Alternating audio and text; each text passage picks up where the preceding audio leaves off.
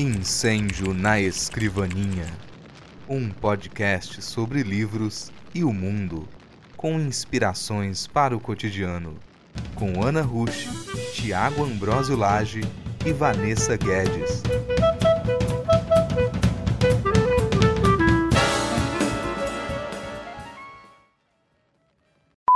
Esse podcast faz parte da iniciativa O Podcast é Delas. Saiba mais em opodcastedelas.com.br.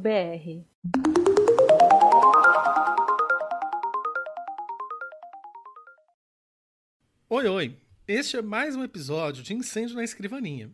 Hoje nós vamos falar a respeito de Zeitgeist e a década de 1900, iniciando uma caminhada literária por vários episódios, década a década, até os dias de hoje. Eu sou Tiago Ambrósio Lage, professor, escritor, e tenho que confessar que eu passei alguns apertos nas aulas de história do colégio. E agora eu quero chamar as pessoas atemporais que dividem essas ondas sonoras comigo para se apresentarem. Olá, eu sou Vanessa Guedes, escritora de ficção especulativa e editora da Eita Magazine. Bom dia, boa tarde, boa noite. Olá, gente, eu sou Ana Rusch, sou escritora de ficção científica, escrevo poesia também, e na escola eu amava as aulas de história. E antes da gente começar o episódio, né, a gente traz sempre uma citação. Eu vou pedir o favor para a Ana ler a citação e no final do episódio a gente conta quem é.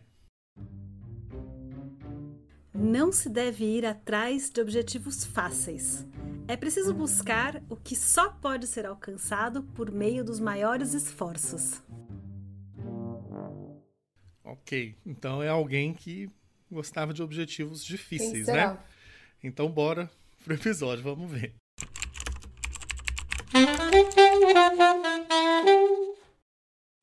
Hoje, pra gente falar de Zeitgeist, inclusive eu já peço pra Ana me corrigir a pronúncia do alemão. Não, gente, vamos falar como a gente quiser, vamos parar com isso. Eu nunca sei se é Zeit ou Zeit. É Zeit. Zeit, tá. Zeitgeist dos anos 1900. A gente tem a presença de uma convidada especialíssima, uma mulher que, além de múltiplos talentos, também é historiadora. Iana. Iana, se apresenta para os nossos ouvintes, por favor. Oi, pessoal. É um prazer estar aqui. Bom, meu nome é Iana, eu sou escritora, tradutora, intérprete, também trabalho com revisão, com preparação, faço mil coisas. Sou editora-chefe na Eita Magazine e eu trabalho junto com a Nessa. E a gente publica, né, autores brasileiros de ficção científica e fantasia em inglês. Também trabalho na revista Pretérita, onde a gente publica ficção histórica em português. E aí não é só limitada ao Brasil. Eu sou escritora, como eu falei, tenho histórias aí na Trajo, na Faísca, no Leitor Cabuloso e mais recentemente na coletânea do Festival Relampeio. E ao contrário do Tiago, eu sempre amei história, então me divertia muito na escola com história, fiz o curso de história e atualmente eu faço consultoria histórica para escritores, então assim, pode-se dizer que sou uma fã. Não, perfeito. Zeitgeist é uma palavra alemã, mas ela é dicionarizada em português. E eu peguei a definição do dicionário digital, Aulete, e a definição é que Zeitgeist é um substantivo masculino, sendo um termo alemão que significa espírito do tempo, o espírito de uma época, o nível cultural, o sentimento, o pensamento, a atmosfera. E no sentido figurado, né, seria tudo aquilo que caracteriza um dado período. E da etimologia alemã da palavra, né, tem Zeit, que é tempo, e Geist, que é espírito. E partindo desse significado, o Incêndio pensou num arco que englobasse o século XX e esse comecinho do século XXI, década a década, para a gente refletir um pouco sobre a vida e a literatura em cada um desses tempos. Mas antes da gente abrir o papo sobre os anos 1900, a primeira década do século passado, eu gostaria de parar um pouquinho nesse conceito de Zeitgeist. Na proposição dele está que a cultura é relacionada sempre à arte e que a produção artística de qualquer período vai ser fruto da cultura daquele tempo. E eu queria saber de Ana se é isso mesmo, se cada época tem suas características que vão ser sentidas de uma forma mais geral, como é que seria essa relação íntima entre cultura e arte, ou se não é bem assim, né? E se é possível a gente dar um zoom em períodos de tempo mais curtos, como décadas, ou se esse processo ele é um processo mais lento, que vai englobar aí períodos de tempo maiores, né? Aí eu vou pedir para a Ana comentar um pouquinho isso pra gente, por favor. Claro. Eu acho que depende do foco que você quer dar, né? Eu acho que se você entrar numa década procurando características muito específicas daquele momento, você vai encontrar, com certeza. Toda década tem imagens e cultura emblemática, né? Se a gente pensa algo mais próximo da gente, a gente tem uma imagem bem clara do que foi os anos 80, os anos 90, né? Que não é mais hoje, que não mudou muito, né? Eu acho que o conceito de Zeitgeist é mais pragmático, como a gente está trabalhando aqui. Ele é um bom termo guarda-chuva, né, para expressar esse conjunto de tendências socioculturais daquele bloquinho, né, que a gente está olhando, que é uma década, né? São só 10 anos, né? Não é nem a vida de uma pessoa, né? A arte, eu acho que é uma mistura esquisita, né, de subjetividade e de coletividade, e às vezes uma fala mais alto do que a outra em uma obra de arte, né? Obra de arte que eu digo é qualquer arte, né, não apenas visual. Às vezes a gente associa a obra de arte apenas a, sei lá, um quadro ou uma escultura, mas assim, a escrita também, né?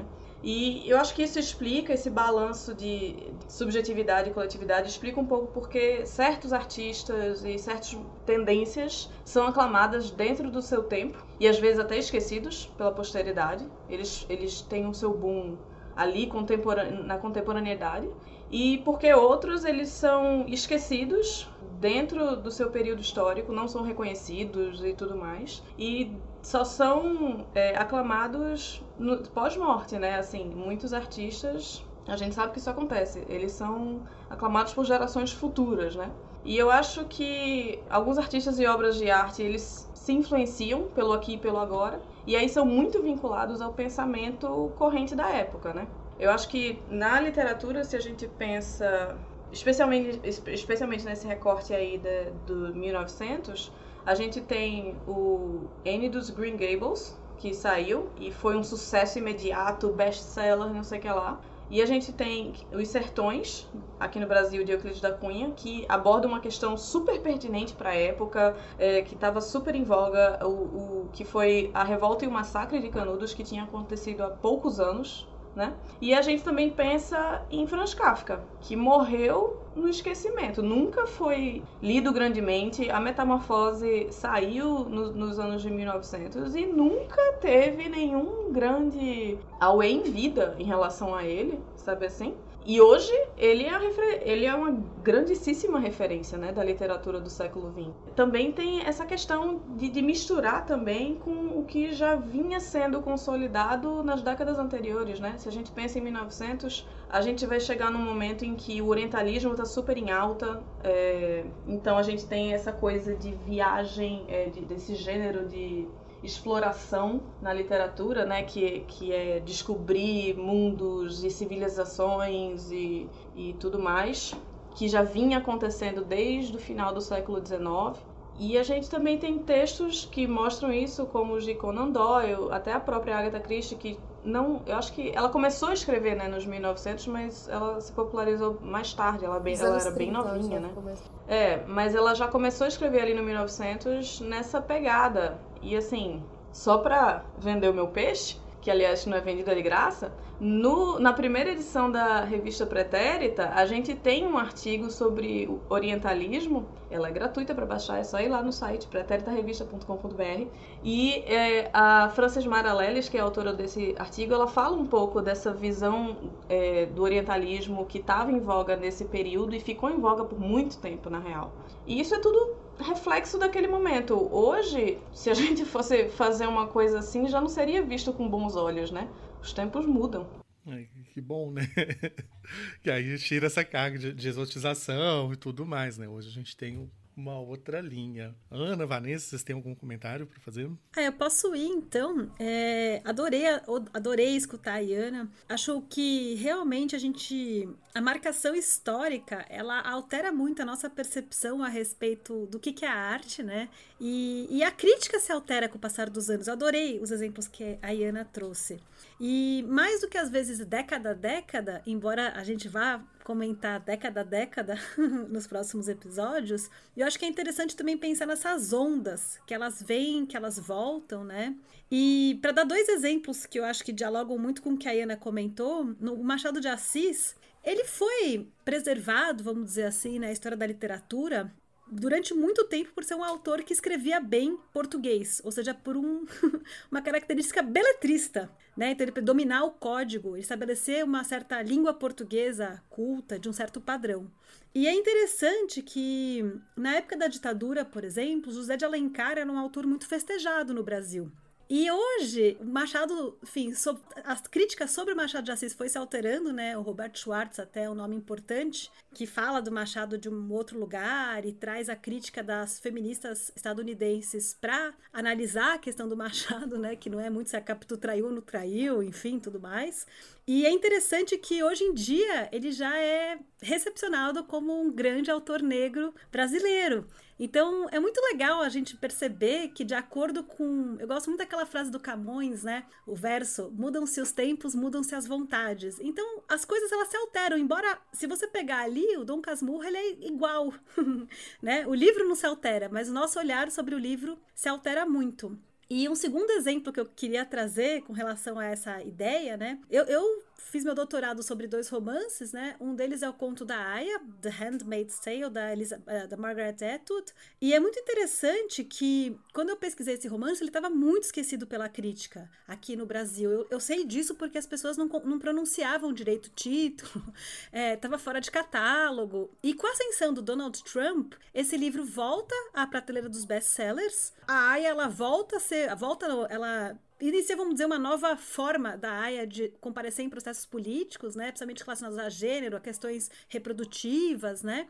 Vem a série da Hulu, que estabelece um novo marco de recepção do romance, e hoje em dia ele é muito diferente de como ele era recepcionado na época que foi lançado, que foi um best-seller, né? Então é muito legal quando a gente pesquisa um livro, porque a gente vê exatamente a crítica mudando em relação ao mesmo objeto, sendo que o relato da Offred é o mesmo, desde então, né?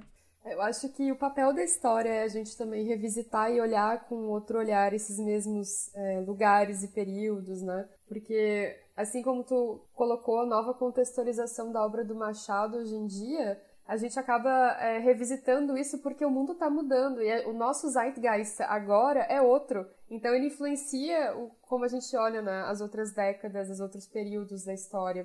E eu acho muito interessante o quão recente a gente tem esse registro de influência cultural e artística que o mundo dá na política, na economia, no final das contas, como as pessoas estão processando o que está acontecendo na vida delas e aí espirrando isso de volta no mundo através da arte, sabe? Como que isso vai resultar, né? Quando a gente estava começando a pensar sobre as pautas e as décadas, né? E eu comecei lá no início, na nossa primeira, que a gente vai falar daqui a pouco, né? Que é os anos 0 do século XX, né? 1900. Eu voltei a olhar lá pro cubismo, pra arte nouveau e tal, que são movimentos artísticos que eu gosto muito, a estética deles me atrai muito como pessoa.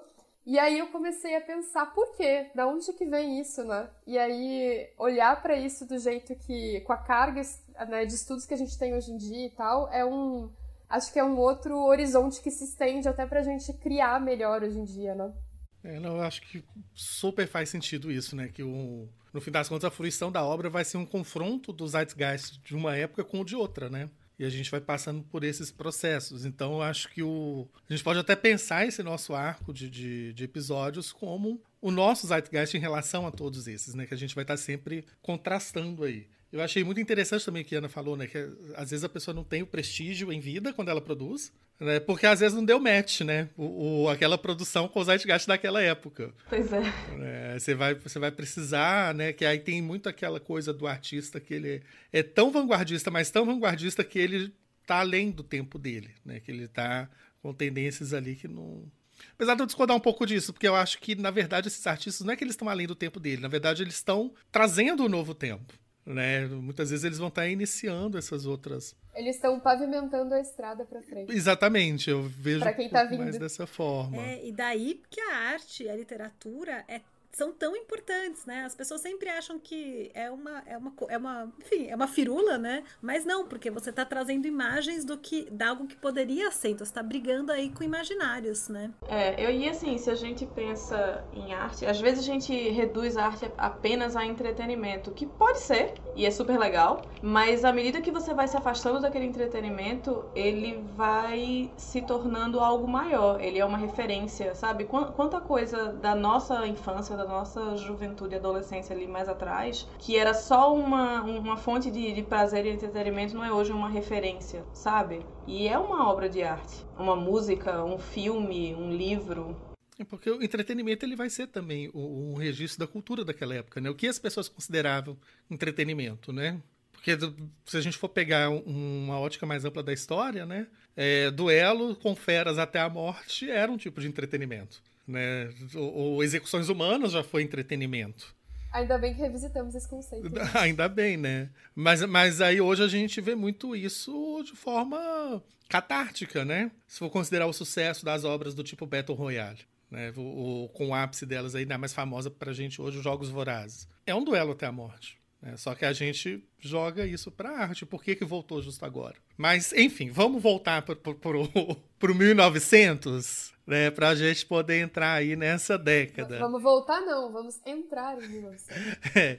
Bom, porque como eu já confessei na abertura do episódio, né, a história não era minha paixão nos tempos de colégio. Né, e eu tive que refrescar um pouquinho a memória sobre os anos 1900. E alguns eventos que ocorreram nessa década me chamaram a atenção. Por exemplo, o primeiro voo do 14 bis foi nessa década.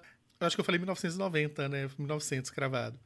A primeira transmissão radiofônica também foi nessa década de 1900. A criação do sistema de produção em massa, né, para a produção do automóvel Ford T, que foi um modelo aí, que marcou muito na história da industrialização e do automobilismo. E, enquanto isso, no Brasil, a gente teve a revolta da vacina, a revolta da chibata e a chegada do navio Kassato Maru no porto de Santos, que trouxe o primeiro grupo oficial de imigrantes japoneses. E, entre isso tudo, né, Einstein anunciou a teoria da relatividade. Ele teve anos muito produtivos academicamente. Né? Claro que esses são só alguns exemplos, né, que eu pensei, mas eu me detive neles porque eu pensei como é que alguns desses exemplos, né, alguns desses fatos, alteraram o mundo e formam até a base do nosso modo de vida, né, mais de um século depois, como, por exemplo, o Fordismo, a produção em massa, né, que está muito associado com o nosso sistema econômico, o transporte aéreo, que hoje a gente não ele faz parte, né, do cotidiano, né, do transporte de mercadorias e tudo mais.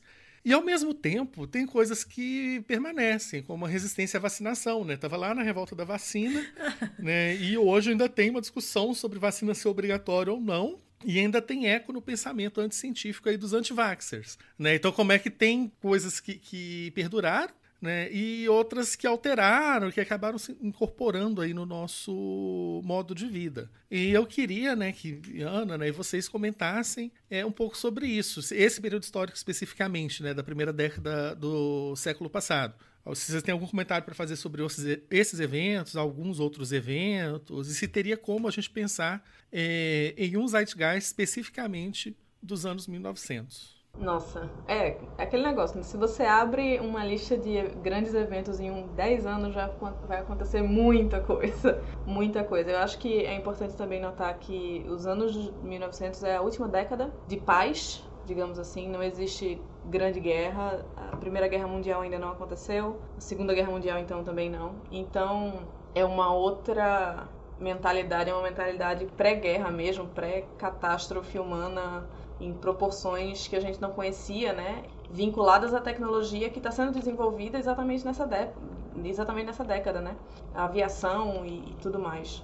Eu acho que é curioso pensar, assim, em algo que pra gente está bastante em voga agora, que é essa questão da revolta da vacina, né? Que, como qualquer revolta, teve várias camadas e nem todas tinham em sua base um pensamento anticientífico, especialmente na época da revolta da vacina que a gente está falando aqui, dos 1900, que foi em 1904 e tem várias coisas envolvidas ali, né? Tem partido político, tinha um golpe militar em andamento que falhou, tinha também a questão das políticas higienistas do governo, nesse caso do governo do Rio de Janeiro, mas isso acontece pelo Brasil todo. E uma política higienista é basicamente você perseguir e expulsar e desapropriar uma população marginalizada, vulnerável, e aqui no Brasil o caso é majoritariamente de pessoas negras, para limpar a cidade, né? Muitas aspas no limpar,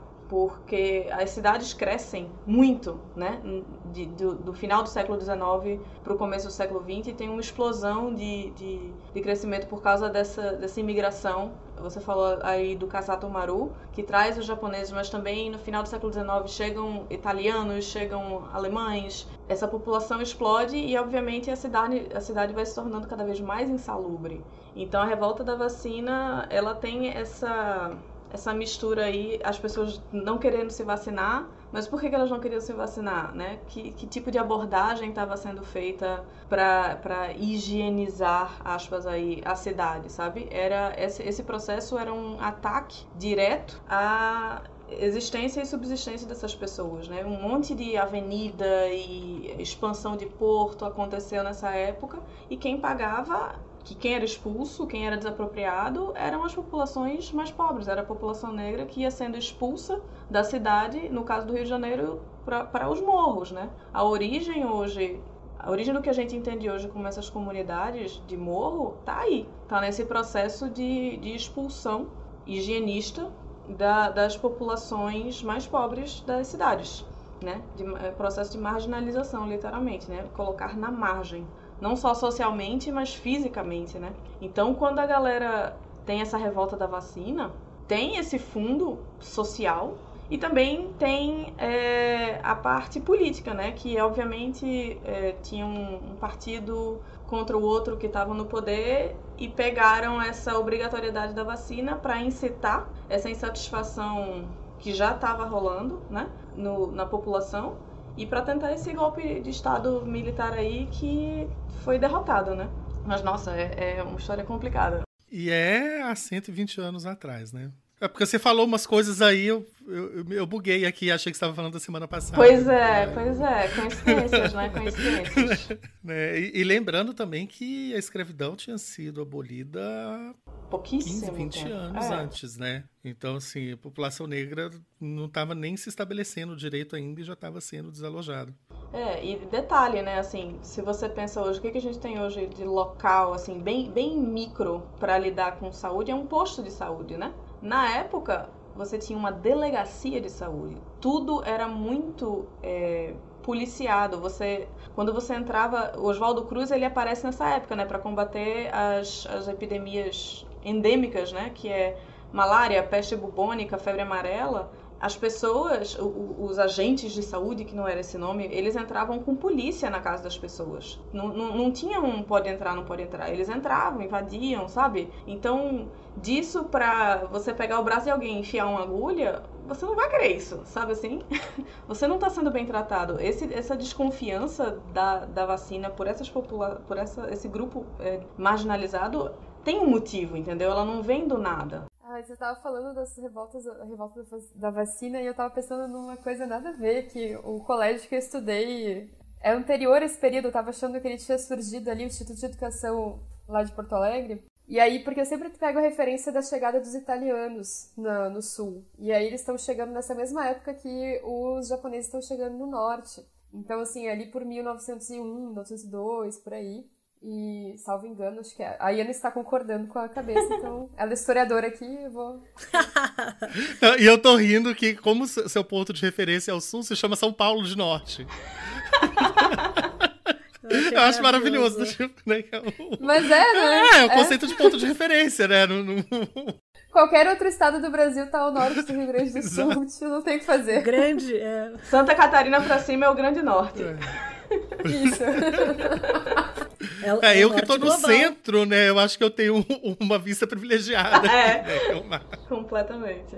Eu pego sempre de referência essa chegada dos italianos, porque ela marcou muito a história de Porto Alegre, e principalmente a história de onde eu nasci, enfim, ali na periferia. E aí eu me toquei que o meu colégio, na verdade, foi fundado em 1869. Então, tipo, não vai entrar na década. Mas foi lá, nesse colégio, que eu aprendi sobre os movimentos artísticos. Dos quais são os meus favoritos, eu acho, assim, esteticamente, como eu tinha falado antes, que é cubismo, arte nouveau, né? Essas coisas mais, assim, bonitas e bizarras ao mesmo tempo, eu diria, sabe? São extrapolando o senso estético que tinha sido construído no século XIX, que é uma coisa mais austera, e depois vai ficando mais leve, e aí, chega lá no arte nouveau, e aí você vai ter todo aquele trabalho arquitetônico que vai ter depois lá na Catalunha, com a igreja, enfim, nas outras décadas. Mas o que vem antes disso, né? Eu lembrei das artes que eu vejo nos museus, principalmente na França, onde tem, sei lá, tem Picasso, tem Monet, tem todos esses artistas que estavam fazendo o que os salões de artes da época estavam mostrando e falando que eram as novidades, que eram coisas completamente diferentes de tudo que já tinha sido lançado antes. A gente vai ter o Mucha lá, quando o Kafka está escrevendo os livros dele, né? Que eu acho muito interessante esse contraste. Em Praga, você tem Kafka escrevendo num quarto escuro sobre burocracia, enquanto você tem o Mucha do outro lado fazendo uns painéis, assim, etéreos, com aquelas mulheres de vestes esvoaçantes, né? E que também tinha um pezinho no orientalismo, olha aí. Exatamente, a grande influência, né? E tava na moda também, acho que foi bem nesse período que começaram as grandes ideias de expedições ao Egito, né? Aquela coisa toda que vai ser muito, muito popular nos anos 20, né? Mas começa ali nos 1900 e pouquinho. E então, por que eu estou falando isso? Porque Gertrude Stein, gente, vamos falar de escritores, né? Ela pegava exatamente essas obras que eu tô falando, desses movimentos artísticos, como inspiração para a escrita dela. Então, se você vai pegar os livros dela dessa época, eles são bem mais diretos. Eu acho que o primeiro é aquele 13 Stories, se eu bem me lembro. Que ele não é tão experimental quanto as últimas obras dela vão ser. Mas você já tem ali uma grande... não quero usar a palavra experimentação, mas você já tem uma coisa desviando da norma do que era esperado, do que as pessoas estavam escrevendo naquela época. Inclusive, até se você botar ela do lado do Kafka, vai ser bem, bem bizarro, assim, as diferenças que você vai ver. E aí ela se inspirava, ela via as obras dos pintores, e aí ela tentava trazer a sensação que ela tinha daquelas obras para dentro da escrita. E eu vejo isso muito em todos os movimentos literários que a gente vai estudar. Eu gosto de ver junto os movimentos artísticos das artes plásticas, né, para ver como é que elas estão conversando. Eu queria trazer só esse parênteses aqui para nossa conversa hoje. Ai, muito lindo, adorei que você trouxe, Stein. Tem uma coisa que o Eric Hobsbawm vai falar, que é o que a Iana falou também, mas a gente pensar um pouco nesse início do século XX, eu acho que eu até tenho dó das pessoas que estavam ali com seus 15 anos de idade, com seus 10 anos de idade em 1900, porque o século foi uma grande catástrofe. Se a gente pegar a primeira metade do século XX, nós tivemos essa guerra que atingiu muitos, rincões do planeta, muitos deles que já saíam, ou enfim, não saíam, né, permaneciam num processo muito cruel de colonização. Então, essa coisa da guerra espraiando de uma forma, assim, muito devastadora mesmo, né, para muitas gerações, é algo muito terrível mesmo. E depois a gente tem a ameaça o tempo inteiro da guerra nuclear, que depois vai marcar nossos episódios do futuro, que é uma constante também, né? Nós vamos chegar a hecatombe total, vamos nos destruir. Engraçado que esse medo parece que hoje em dia não tá fazendo parte do Zeitgeist, mas se a gente pega a ficção científica mais antiga, a gente vê muito esse medo da aniquilação total. Hoje em dia a própria Terra vai nos aniquilar, né? Com a mudança climática.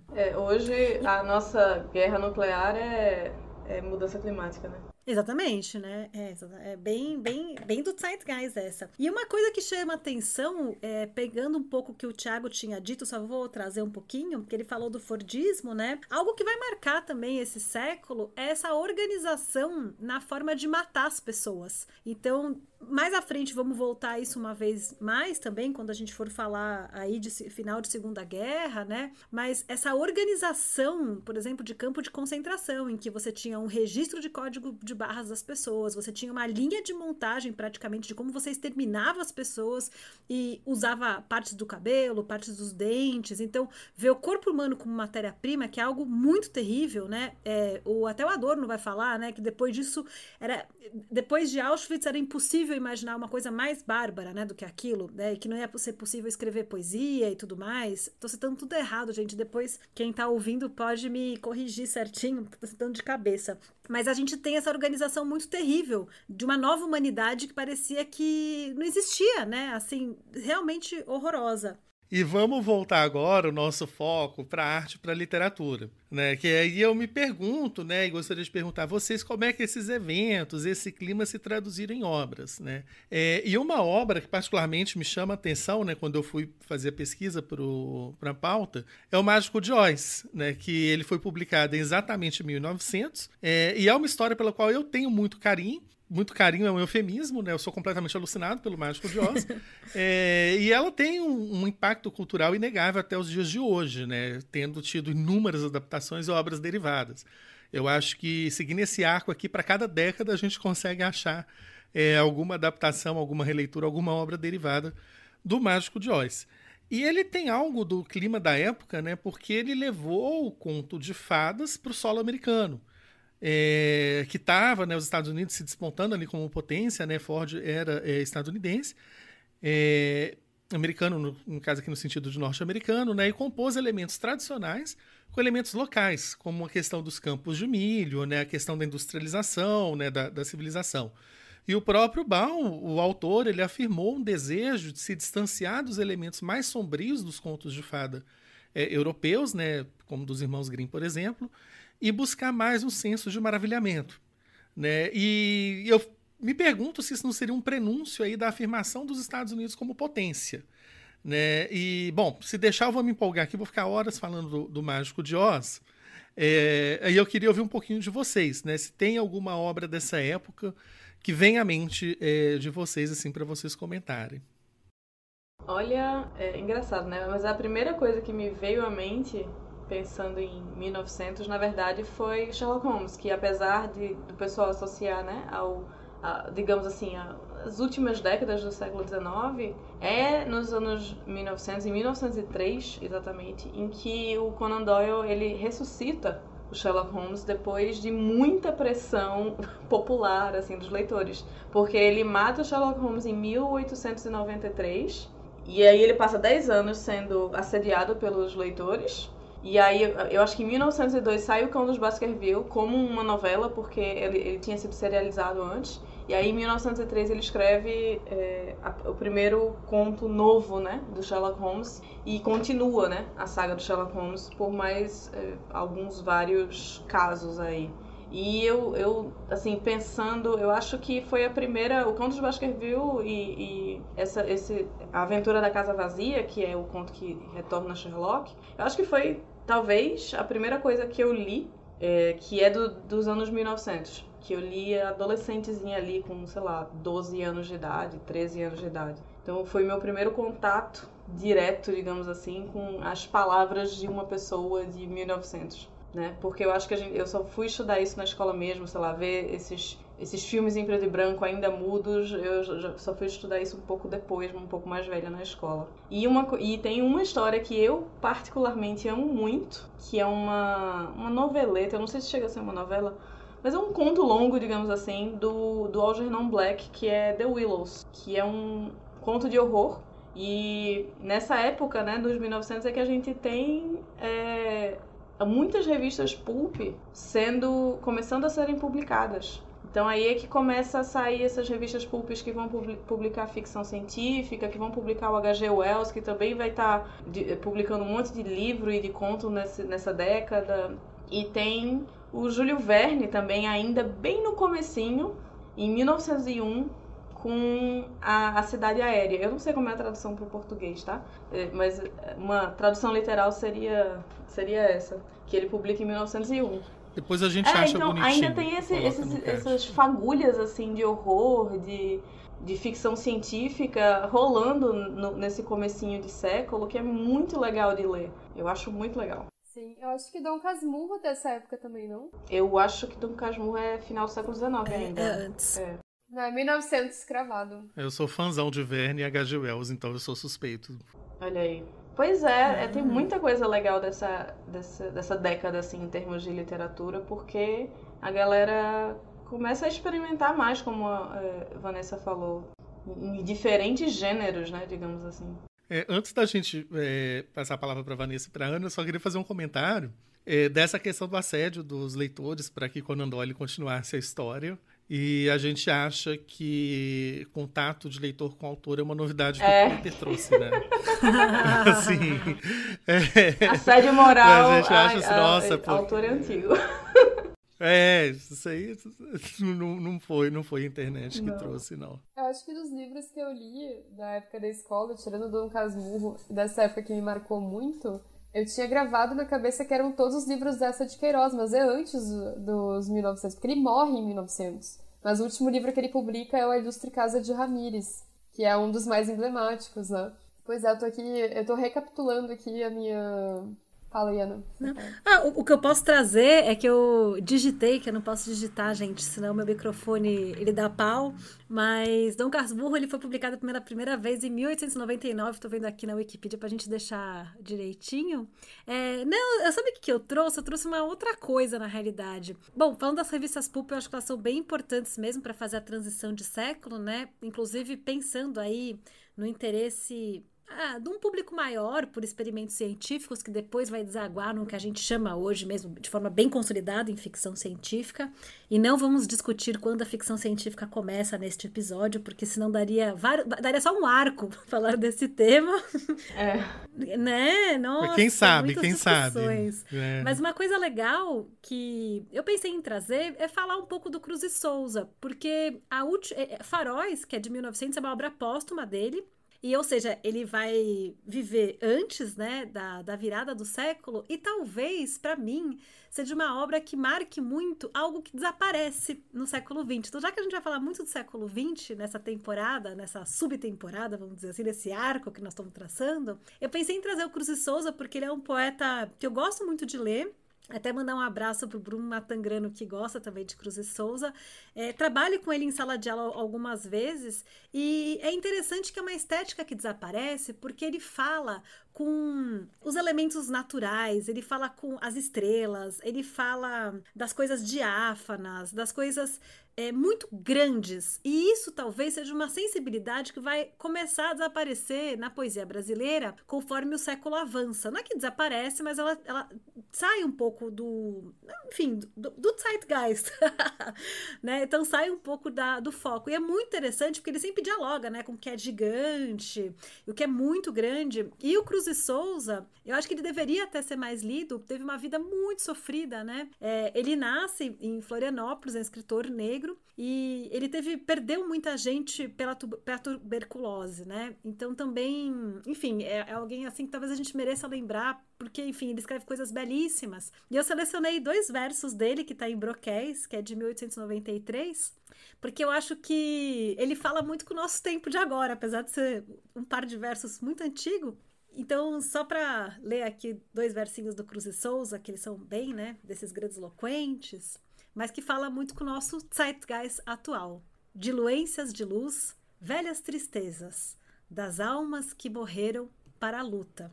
Então aí eu acho que diz muito o que a gente está vivendo, o que vai acontecer nesse século, né? Então ele abre de alguma forma, fechando o século anterior e abrindo aí para esse novo século que vai acontecer muita coisa difícil logo no começo. Eu acho interessante porque a gente tem um ponto de vista privilegiado, né? Que a gente já sabe o que vinha depois, né? E juntando um pouco as colocações que todo mundo fez aqui, dá muita sensação que essa década dos anos 0 era a calmaria antes da tempestade. Sabe, aqueles minutos de silêncio, exatamente, que tem aquele vento mais forte baixo e um pouco essa ponte, essa transição, porque quando a Ana fala das pulp, aí a gente pensa o quê? Nos Penny Dreadfuls do período anterior, mas fazendo essa ponte aí entre Mary Shelley, por exemplo, que veio antes, né? Para a galera que vinha depois com a ficção científica consolidada já, né? Pensando só em termo, né? E todos esses movimentos de ruptura, mas que depois viraram uma construção. Diga, Nessa. Essa citação que a Ana acabou de ler me lembrou que também nessa época a gente estava começando a ver várias publicações de psicanálise. Então, Freud estava lá publicando lá os ensaios sobre a sexualidade, e aí vai ter o Jung também publicando alguns artigos, e nessa época foi quando ele começou a escrever o que hoje vai ser publicado, sei lá, 10 anos atrás, o livro vermelho dele, que é o que vai contando a própria experiência dele dentro dessas reflexões que ele vai fazendo ao longo do tempo com os pacientes, enfim. E aí eu me lembrei que tem esses tempos eu escutei um podcast em inglês que fala sobre meditação, e eles citam essa parte do Jung, dessa época, que ele estava pensando sobre qual é a influência do olhar para dentro de si, né, do ficar em silêncio e pensar nas transformações que estão acontecendo na sua volta e como isso influencia o seu eu. Então, tipo, a quebrada do ego, aquela coisa toda. As reflexões dele mesmo como pessoa e não exatamente como profissional. E tem uma gravação dele dos anos 60 em que perguntam pra ele: você acredita em Deus? E aí ele fala: não. Aí, mas você já teve experiências com Deus? Sim. E aí ele vai lá falar sobre essa quebrada do ego, sobre como é que a gente monta a nossa própria perspectiva de mundo através das coisas que nos atingem, das coisas que nos atravessam. E eu acho que esse 1900, com cubismo, com arte nouveau, tô falando de novo, né, essas coisas, pra mim é uma representação disso, dessa confusão toda, sabe? Essa miríade de eus e de coisas que depois vai culminar na década seguinte, que vai ter a Primeira Guerra, vai ter a Revolução Russa, vai ter uma série de coisas bem pesadas acontecendo no mundo, né? Né? E a Vanessa já tá doida, porque nos anos 10 a gente já tá quase chegando. Mas antes de continuar, eu queria fazer uma pergunta pra Iana, uma pergunta de cunho pessoal. Iana, é esporte, é náutico, não é de futebol, é Santa Cruz? Olha, eu venho de uma longa linhagem de náutico, mas eu não ligo pra futebol. Então... Ah, tá. Porque pesquisando, eu vi que tanto o esporte quanto o náutico foram fundados nos anos 0. Olha só. Né? E o Santa Cruz foi nos anos 10. Aí eu achei uma coincidência legal, né? Justo no episódio que a gente vai estar com a Iana de Recife, né? As potências do futebol pernambucano aí, que surgiram naquela época, né? Porque não sei se todo mundo sabe, eu morei em Recife um tempo, então eu acabei pegando um pouco esse cotidiano. Quem gosta de futebol é a dona Fernanda. Então, quiser falar de futebol, é com ela. A Fernanda Castro. Ah, tá certo.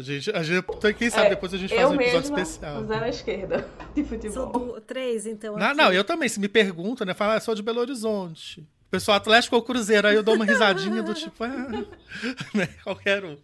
Né? Mas é uma coincidência que eu achei interessante, né? De ser os dois times, né, daquela época. Aí o Santa Cruz veio depois, né? Que também é um time muito famoso e consolidado. E, bom, agora acho que a gente pode bater 3 vezes os nossos sapatos prateados, como descritos originalmente no livro Mágico de Oz, né, e não de Rubi, como no filme de 1939, que já seria aí de uma pauta futura, e voltar para o Kansas ou para 2021. Né? E para a gente poder encerrar o episódio, eu vou pedir a Ana o favor de reler a frase que abriu o episódio. Não se deve ir atrás de objetivos fáceis. É preciso buscar o que só pode ser alcançado por meio dos maiores esforços. De quem é essa frase? Alternativa A, Albert Einstein, físico alemão. Alternativa B, Henry Ford, empresário estadunidense. Alternativa C, Luiz Fernando Veríssimo, escritor brasileiro. Alternativa D, Steve Jobs, empresário estadunidense. E aí, gente? E a resposta é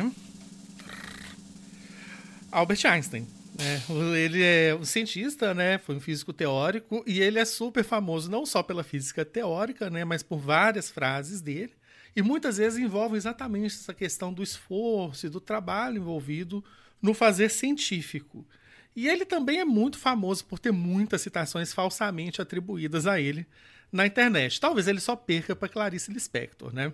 E talvez vocês pudessem pensar, né, que essa frase que diz de trabalho, de esforço, fosse de Henry Ford, Mas a crença dele é um pouco de encontro a isso, porque uma das frases mais célebres dele, que é inclusive a base do Fordismo, é que uma tarefa grande ou complexa ela vai ficar mais fácil se ela for dividida em tarefas menores e sequenciais. E como a gente está colocando muito aqui os anos zero, né, como um prenúncio, né, dos anos que virão depois, é legal a gente comentar também que Albert Einstein, além de alemão, era judeu, e Henry Ford teve associações com o nazismo depois, no período da Segunda Guerra Mundial. Então, quer dizer que era uma época que eles ainda não imaginavam o que viria pela frente, né? E que depois estariam envolvidos aí, de uma ou outra forma com a Segunda Guerra Mundial.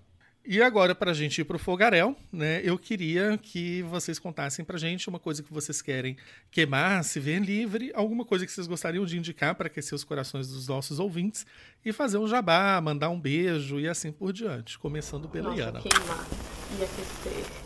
Não pensei nisso. Eu gostaria de queimar, saindo de onde você começou, falando do Henry Ford, eu gostaria de queimar essa tendência que a gente está tendo de trabalhar até o burnout, que dentro de uma pandemia, todo mundo, muita gente, né, mas não todo mundo, muita gente trabalhando remoto, você se vê consumido pelo trabalho o tempo todo, né? Você não tem mais um horário para entrar e para sair, então eu gostaria de queimar essa noção de que tem que trabalhar o tempo todo. E aquecer, bom, eu gostaria de recomendar, eu gostaria de recomendar um documentário que está gratuito no YouTube e que é bem interessante, que é o Nós que Aqui Estamos por Vós Esperamos, que vai ser um bom apanhado, uma boa introdução para acompanhar o podcast de vocês nos próximos episódios, já que vocês vão fazer o mesmo passeio que esse documentário fez ao longo do século XX. Então, é bem interessante para assistir e ficar atento. O jabazinho é agora? Sim, por favor. Tá, então tá. Bom, então fiquem de olho aí na revista Pretérita. Eu vou recomendar aí para vocês lerem a edição 1. Tem 2 textos particularmente interessantes para a temática, que é o Orientalismo e a Rainha do Crime, que eu já citei, e o conto Dê-me Notícias, que para acompanhar o próximo episódio de vocês, que vai entrar na pandemia, na pandemia de 1910, é o conto Dê-me Notícias, que tá tudo na primeira edição da revista Pretérita. E o nosso edital para envios vai abrir no dia 20 de junho, então logo mais, ele fica aberto do dia 20 até o dia 27 de junho, e o nosso tema dessa edição vai ser cursos e corpos d'água. Então, fiquem de olho que a gente vai lançar o edital logo mais e vão ter detalhezinhos lá. A gente quer histórias não só sobre mar, né, marítimas, mas também sobre rios, açudes, lagos, lagoas, qualquer coisa que envolva essa relação com a água. A Eita Magazine edição 1 sai dia 15 de junho, então ainda logo mais. E nosso edital novo vai sair em julho. E a temática vai ser comidas, então se preparem. Tiago, você não vai poder enviar, porque você não pode enviar ainda, você já foi publicado. Nas duas seguidas, né? Não tem não problema. Vai rolar. E fiquem de olho também na Derivativa, que é a minha newsletter sobre leitura e escrita. Eu falo um pouquinho do que eu tô lendo, dou algumas dicas de leitura ou de fontes para escritores, falo um pouquinho de processos e de editais que estão abrindo, não só os que eu estou envolvida pessoalmente, que é o ianatxt.substack.com. Iana é I-A-N-A. Eu estou no Twitter como ianatxt, e se você está na dúvida de como escreve Substack, você só precisa acessar o ianatxt.tk. E todos os meus links de Twitter, de newsletter, de Goodreads, de toda a minha vida tá ali no ianatxt.tk. Stalkers, atenção. Inclusive para quem quiser te contratar. Sim, meu portfólio, meu portfólio tá lá. Se você quiser tradução, se você quiser preparação, se você quiser leitura crítica, tá tudo lá. Gente, a Ana manda muito bem, hein? É isso que eu ia falar. E beijos, abraços, vai mandar pra quem? Beijos e abraços, eu quero mandar beijos e abraços para as equipes das revistas Pretérita e para a equipe da EITA, que tem sido fantásticos recentemente. Eu tô nesses 2 projetos e eu não sei como, mas a gente sempre acaba alinhando os calendários, então os editais estão saindo sempre próximos, apesar de serem temáticas bem diferentes, né? A EITA Magazine para ficção científica e fantasia em inglês, a Pretérita para ficção histórica em português. Então, um beijo grande pra nossa equipe, pra Nessa que tá aqui. Obrigada. Pra Nessa que tá aqui, pra André, pra Rafa, pra Lari, pra o Lucas Ferraz, pra Nathalie, beijo pra Velani, beijo pro Vinícius, beijo pra Ana Martino, que começou toda essa história da Pretérita. Todo mundo tem sido uma equipe fantástica e tem me ajudado muito a psicologicamente lidar com pandemia. Muito bom. Hoje eu só quero queimar a demora da vacina, das pessoas, e para recomendar, eu quero recomendar a biografia do Picasso, escrita pela Gertrude Stein, que eu acho que é um grande zeitgeist dos 1900, aí para vocês entenderem um pouco mais sobre como um artista inspira o outro. Eu sei que tem em português, tá? Eu acabei de conferir aqui antes de dar a dica. Então tá lá naquela loja que a gente não faz propaganda, mas que dá nome a uma grande floresta do nosso querido país. Quer dizer, né, a floresta dá nome à loja, na real. Né, a louca. Gente, é o zeitgeist, né? Essa série aqui são forças maiores que estão aqui atuando. Já não tem estação de metrô com nome de bebida, né? Oi? Dessa eu não tô sabendo. Eu também não. Mas depois eu te mando. Tá. De jabá, vou deixar aí, então, a dica da revista EITA, que vai ser lançada dia 15 de junho, que a Ana já falou. E de beijo, no episódio passado eu já dei beijo pra equipe toda da EITA, então nesse episódio eu vou dar um beijo pra equipe da Mafagafo, só pra variar um pouco. Vai continuar na panela. Ai, maravilha. Tava com medo de você roubar pra que eu ia mandar beijo. Gente, as pessoas podem receber mais de um beijo, tá? Porque você vai mandar beijo pra Meg, que tá de aniversário, nossa editora?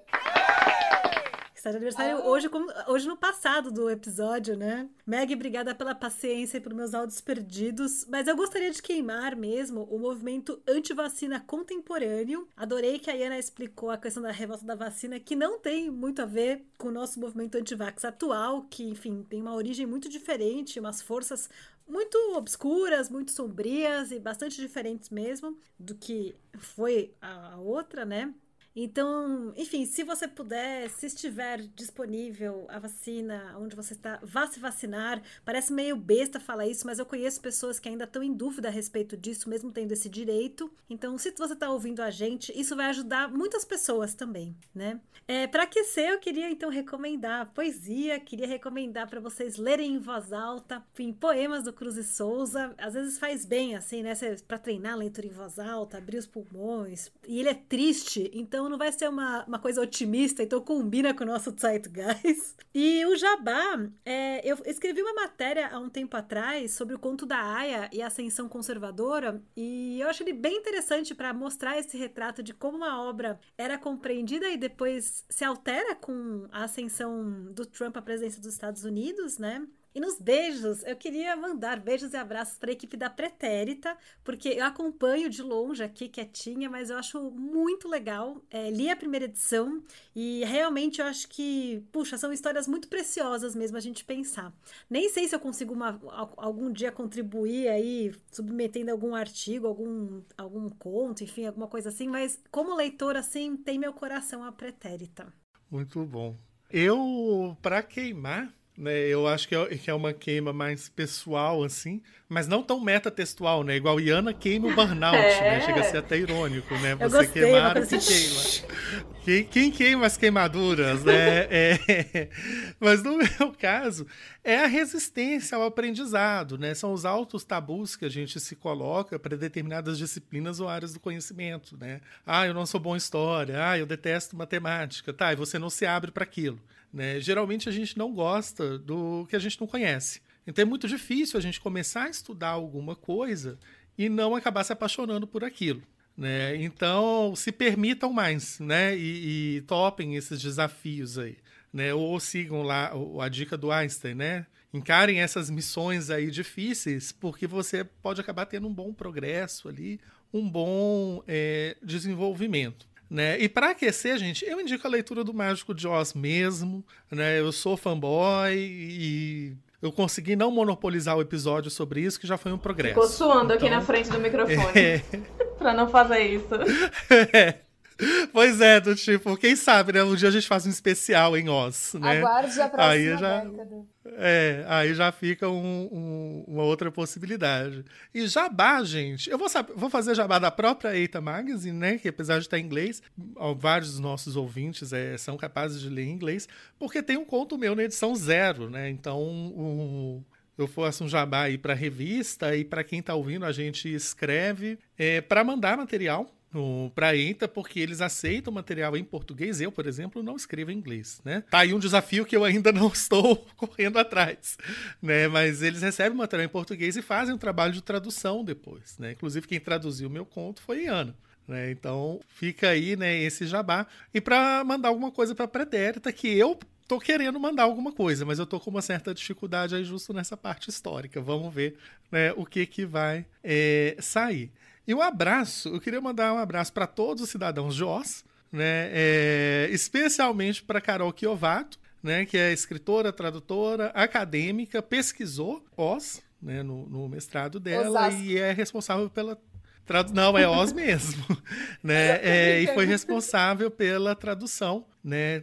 Tem traduções aí assinadas por ela de livros da série, né? Porque o Universo de Oz foi uma série de livros e geralmente a gente só conhece o primeiro, né? Então eu recomendo que vocês leiam e depois a gente coloca o link direitinho aí da E da só um tradução. adendo no seu jabá, a Eita Magazine, edição 0, onde está o seu conto, está agora por 99 centavos de dólar, ou seja, deve dar aí uns R$5, naquela grande lojinha na tenda do Bezos. Então ela tá em promoção, então corram lá porque o precinho tá ótimo. Aí prestigia, que tem contos incríveis. E lembrando que é em inglês, né? Então dá pra praticar o seu inglês ali e dá pra afiar o seu inglês pra quem já tá fluente. Exato. Ainda mais no leitor eletrônico, né? Tem um dicionário embutido que pode ajudar bem. Eu tenho lido em espanhol, assim. Lembrando que tem, por exemplo, o Conto do Machado, que eu traduzi nessa edição, que tem ele em português e aí tem a tradução em inglês. Se você quiser praticar e aprender um pouco, né? Não sei.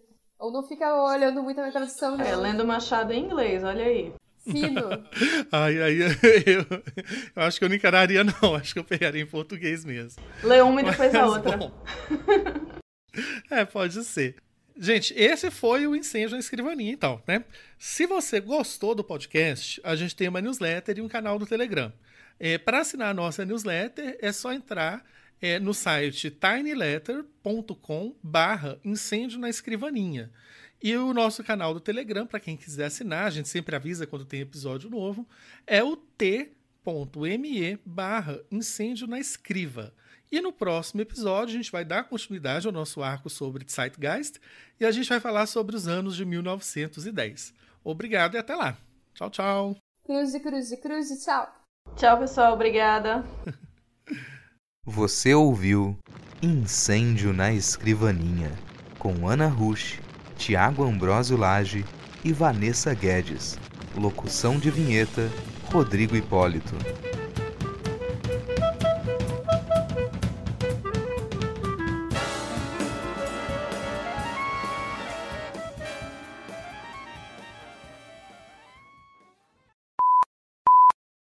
Você ouviu um programa participante da rede Podcast é Delas, uma iniciativa que fornece toda a infraestrutura necessária para mulheres hospedarem e publicarem os seus podcasts. Para fazer parte, entre em contato conosco através do site opodcastadelas.com.br ou através das nossas redes sociais, como @opodcastadelas.